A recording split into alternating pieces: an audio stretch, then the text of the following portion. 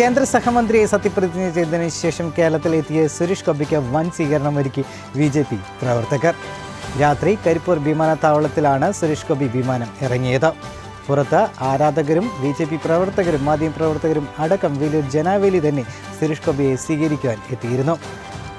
രാത്രി 10 മണിയോട് കൂടിയിട്ടാണ് സുരേഷ് ഗോപി എത്തിയത്.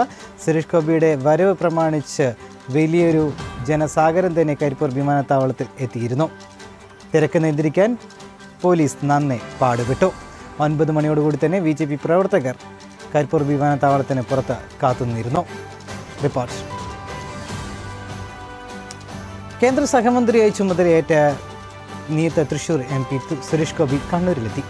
രാവിലെ 10 മണിയോടുകൂടി കണ്ണൂരിലെത്തിയ സുരേഷ് ഗോപി മാടായിക്കാവ്, പറശ്ശിനിക്കടവ് മുത്തപ്പൻ ക്ഷേത്രം, രാജരാജേശ്വരി ക്ഷേത്രം, മടപ്പുര എന്നിവിടങ്ങളിൽ ദർശനം നടത്തും. പിന്നീട് കണ്ണൂർ പയ്യമ്പലത്തെ മാരാർജി